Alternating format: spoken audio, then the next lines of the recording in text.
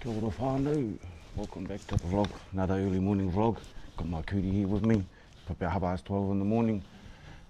Got a bit of a proppy this morning, whānau. Just wanted to take you back to my apprentice days. So back to Samuel, we'll call him Samuel again. One of the, get out. One of the superstitions or the traditions he gave to us young fellas way back when we were 14 was, before we'd go out on an earn, he would randomly just, go out on his front yard somewhere, and he'd just randomly grab a few sticks and, give us a stick each. But he'd usually grab one big stick and then break them into 3 or 4 or however many of us there was and give us all a stick each. But the principle behind these sticks were, obviously if you've ever heard of the touch wood, well, these were like our lucky piece of wood.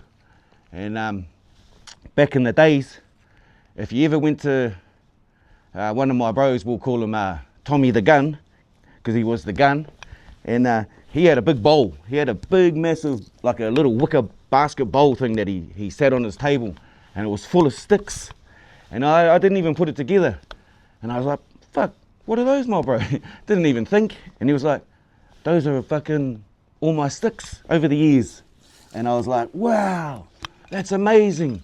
Because it was it was one of the most significant baskets I'd ever seen in my life, full of random sticks. And these sticks are significant because obviously he's got these sticks because he's come home safe, from an earn. And that was a special thing for me and our crew, because it was a little tradition handed down, and I still keep it to this day. I'm not going to tell you the story about all these sticks right now, but we'll get to some of these sticks. So each one of these sticks obviously represents a time that I got to come home safe. And that's pretty much what this channel's about. Well, no, actually, no, that's not what this channel's about. That's just one part of what this channel's about. This channel about growth and showing how one can come through all of this and all of that and still try and want to do better than what he once did. So that's what this channel's about, whānau. So we'll get into a quick yarn for the day, for the morning. So random morning in the Melbourne western suburbs.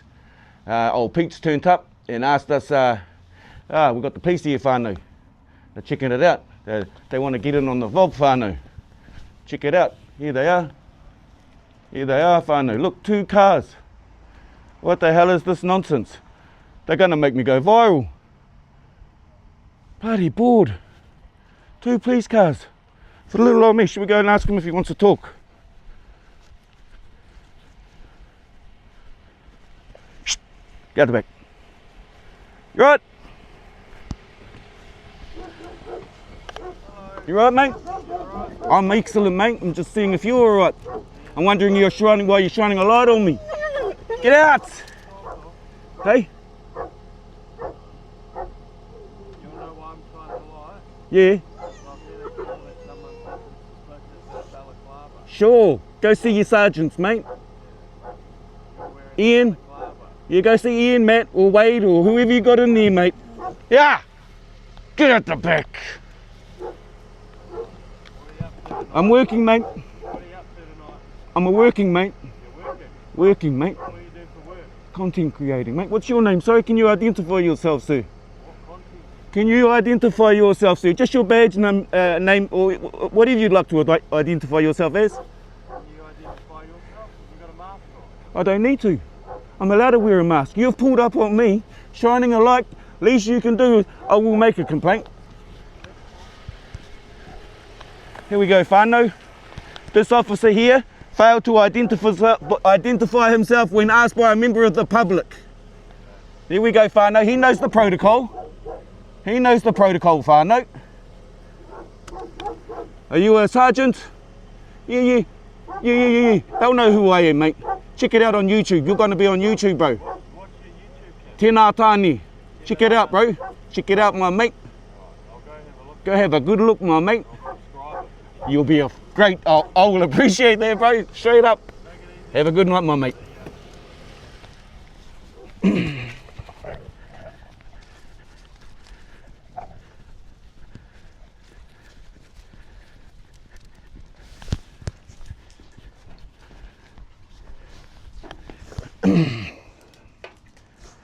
Oh, there we go, whānau. All right, back to the content, whānau. Sorry. Get out. Get up now. You're being silly. Get up. All right, back to the yarn, whānau. In the west suburbs, right? so the rule was we needed to bring a vehicle to the equation. So our part of the operation was wheels that we could ditch if we needed.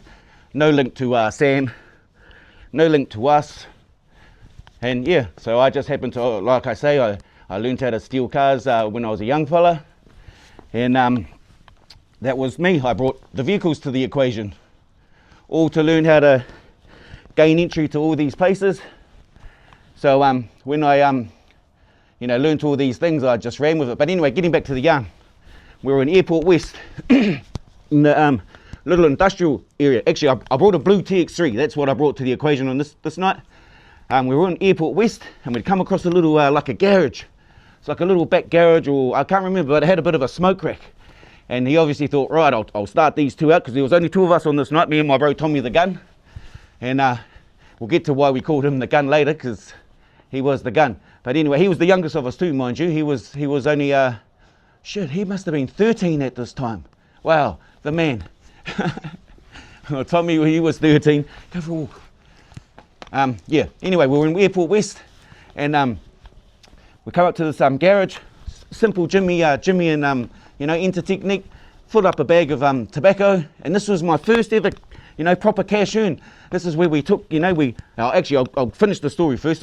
So we've taken all the, all our tobacco out of the garage, or servo, petrol station, and we've come out onto like Matthews Ave, I think that is Matthews Ave, heading north towards Broady or Gladstone Park, heading that way, and a divvy van just happened to be coming down the other way, and of course the divvy van spun on us, because he must have been going to the alert of what we'd just caused, because there was no cutting telephone wires on this one. This was just the hard and fast in and out, just 5-10 minutes, just a few minutes. And as this this divvy van's spun a U-turn on us, all I remember is we'll go. Samuel was driving, because he was older than us. He was like 21, and we were only like 14 and 13. And he's got us out, hustling like we were, the meanest at this stuff. But anyway, we turned right into Gladstone Park, I think it was, somewhere in there. And then instead of just keep on boosting, we pulled into the old, we pulled into a driveway.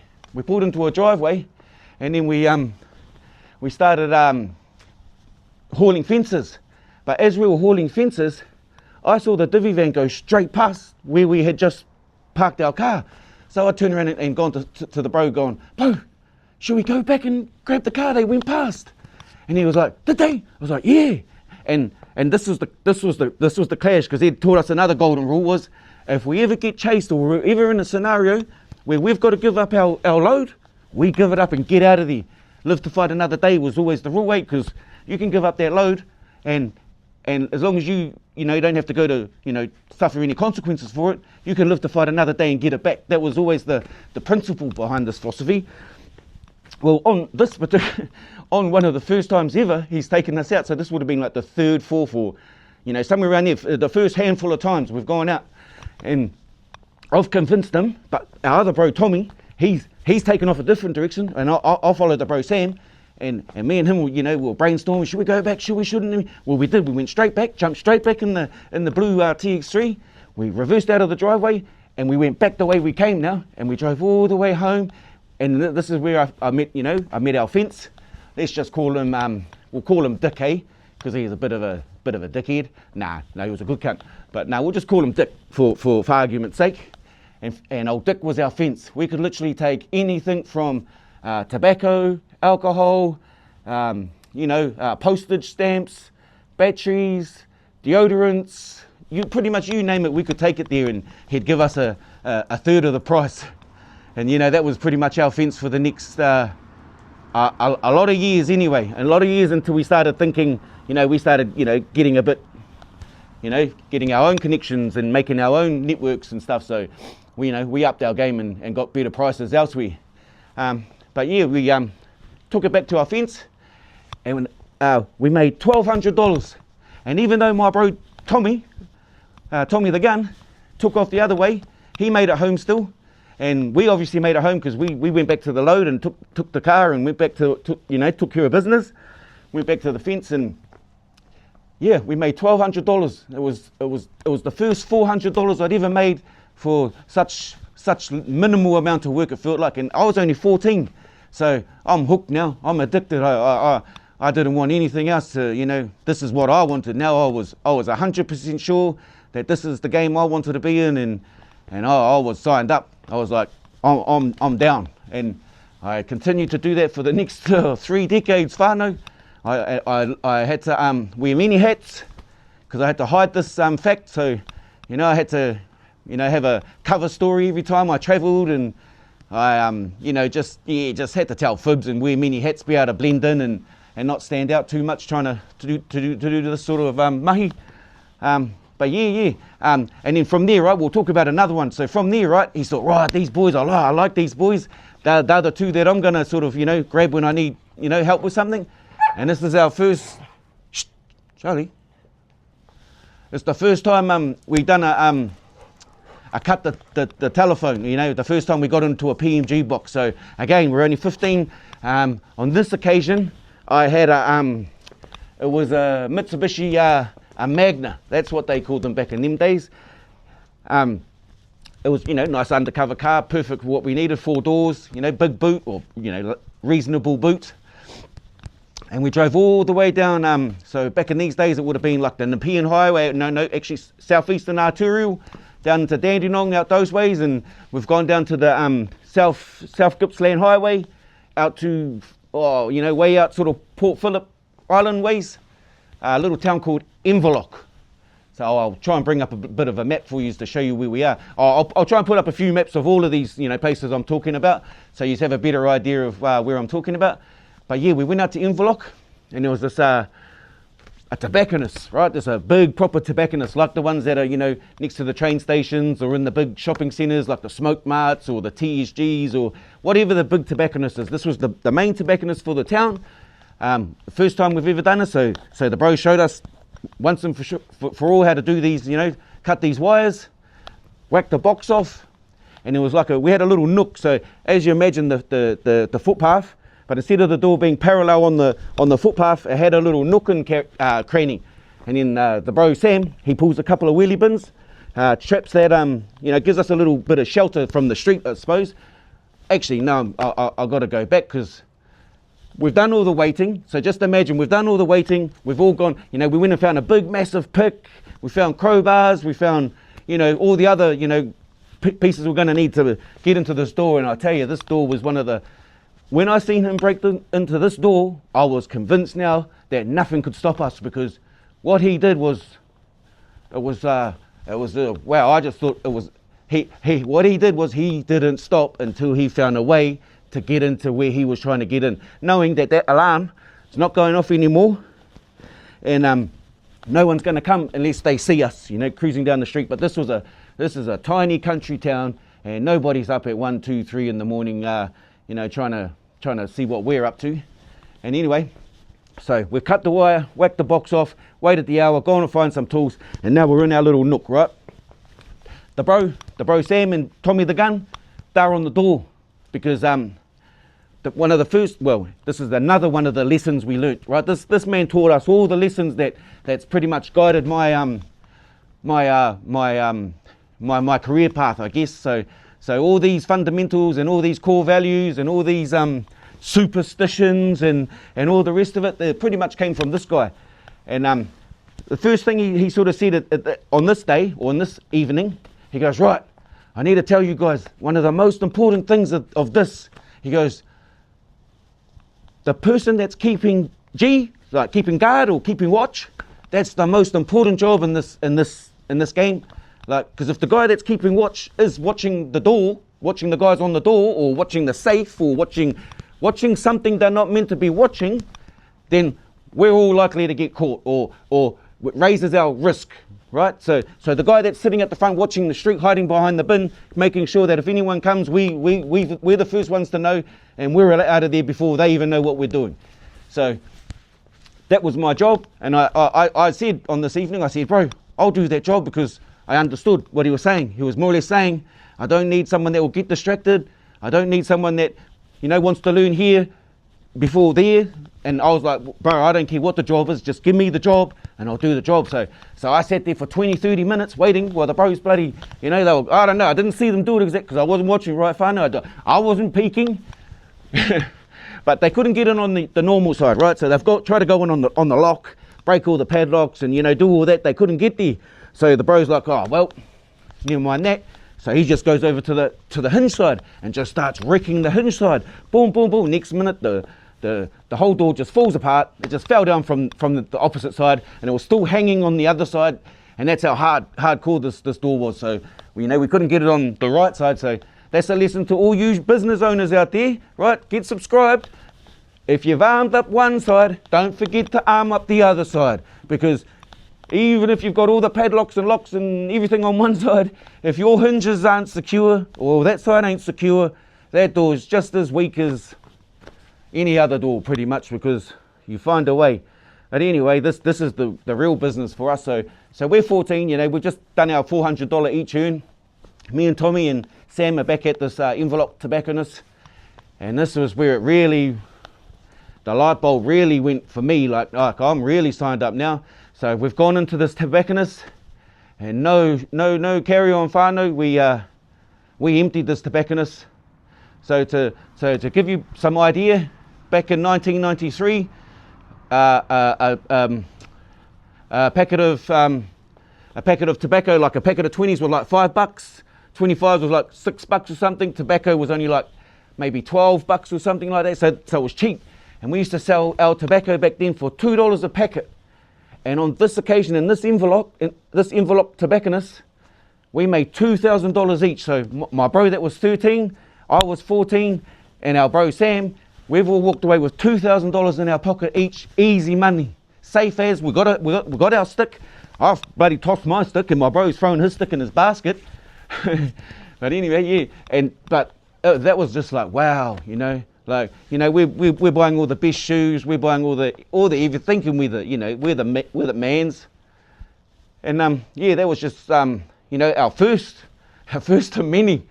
We went all over the motu. We went, we're going to get to that whānau. Like I said, if you want more of this carry on, you're going to have to subscribe, like, share, comment, definitely comment. Hopefully our young officer subscribes, and we'll cut him out of the footage for him. Be a gentleman about it.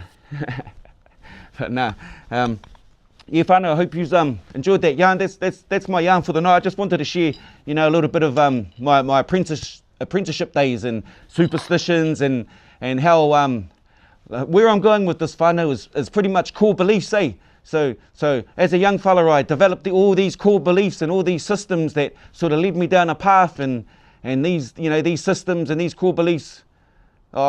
Like I got to balance it. It is what it is. I don't want to take nothing away from my past, because, to be honest, I don't think I could change much.